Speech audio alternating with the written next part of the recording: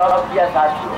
तो इस प्रकार से जो कुचक्र चल रहा है और एक तरफ कुल मिला के अपना व्यक्तिगत स्वार्थ में लगे हुए साथियों, कुछ जिम्मेदारी अपनी भी समझते हुए आप सब मिलके एक जुटता दिखाते हुए एकत्रित हो, जिससे उन्हें पता चले कि वो जो कर रहे हैं तो वो तमाशा जो दिखा रहे हैं, तो तमाशा के पीछे जो हो रहा है उसको समझने वाला कोई नहीं है, ऐसा न समझे साथियों। उन्हें पता चले कि हम कर रहे हैं तो इसको लोग समझ रहे हैं और हम क्या कर रहे हैं इसके बारे में वो सब जान चुके हैं, ऐसा उनको लगे। और इन्हीं सब बातों के साथ आप सबकी उपस्थिति के लिए मैं आपको धन्यवाद देते हुए पुरजोर आपकी उपस्थिति को सलाम करते हुए, कर्मचारी एकता जिंदाबाद, जिंदाबाद, जिंदाबाद, आवाज दो, आवाज दो, जय हिंद, जय भारत, जय छत्तीसगढ़। उनके साथ पधारे हुए हमारे LIC के जितने भी कर्मचारी साथी हैं, कॉमरेड साथी हैं, उनको मैं सलाम करता हूं और ससम्मान अभिवादन के साथ आमंत्रित करता हूं साथी वीरेंद्र शेंडे जी को। इनकलाब जिंदाबाद, इनकलाब जिंदाबाद।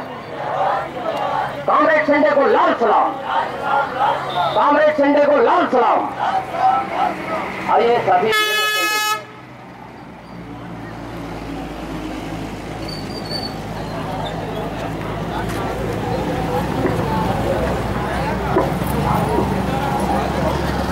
दोस्तों, सबसे पहले तो धन्यवाद कि इंश्योरेंस सेक्टर से Bilaspur division insurance employees association को इस ट्रेड यूनियन के महान सम्मेलन, जिसको आज हम कह सकते हैं कि देश के सारे ट्रेड यूनियन जब एक मंच पर एक साथ आते हैं तो निश्चित रूप से इस देश की सरकार इस पर ध्यान जरूर लगाकर देखती है, टकटकी लगाकर, कि आखिर इस देश में मेरा अस्तित्व किस खतरे में पड़ रहा है। इससे पहले कॉमरेड दिलदार सिंह ने जैसा बताया कि राज्य सरकार किस प्रकार से आम जनता के खिलाफ, आम जनता विरोधी नीतियों को अपनाकर छत्तीसगढ़ प्रदेश में लोगों, जनमानस की जिंदगी जिस त्रासदीपूर्ण संज्ञा के रूप में परिवर्तित कर रही है, ये किसी से छिपा नहीं है। चाहे वो राज्य सरकार हो, चाहे वो केंद्र सरकार हो, नीतियां दोनों की एक ही है। किसी को जनता के, किसी को आम जनमानस के सुविधाओं का कोई ख्याल नहीं है। कल्याण केवल बात में ही रह जाते हैं, कुछ पन्नों में दबकर रह जाते हैं। हितकारी योजनाएं लागू जरूर होती है लेकिन वो फाइलों में रहती है।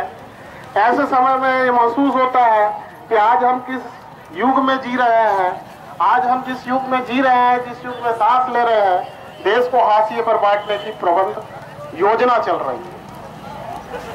अमेरिकी साम्राज्यवाद के सामने हमारे प्रधानमंत्री ने कब से, बहुत पहले से ही घुटने टेक दिए। आपको याद होगा कि 14वीं लोकसभा में जब यूपीए की गवर्नमेंट थी, यूपीए 1 की संज्ञा हम लोगों ने दिया था उन्हें, तब एक समझौता हुआ था, परमाणु समझौता। आज वो समझौता कहाँ पे है? इस समझौते को करने के लिए हमारे प्रधानमंत्री माननीय मनमोहन सिंह ने देश की जनता की आशाओं को एक तरफ करते हुए इस समझौते पर हस्ताक्षर किया था। इस समझौते पर हस्ताक्षर के पूर्व वामपंथी साथियों ने भी इसका विरोध किया था और उनकी सरकार खतरे में आ गई थी। लेकिन इस सरकार को बचाने में जिस नाटकीय तरीके से हथकंडे अपनाए गए, उसको देश की जनता ने देखा है, उसको देश की जनता ने महसूस किया है। जो केवल फाइलों में रह गई, आम जनता के सम्मुख नहीं पहुंची, केवल एक ही नीतियां जो है, जो सरकार को समझ में आती है, आम जनता को थोपना। महंगाई बेतहाशा बढ़ गई। आम जनता जो है त्रस्त महंगाई से शायद छुटकारा पाने में लगातार विदेशी प्रत्यक्ष निवेश के माध्यम से निजी गारंटी और धकेलना इस देश के प्रधानमंत्री का, इस यूपीए गवर्नमेंट का एकमात्र उद्देश्य रह गया।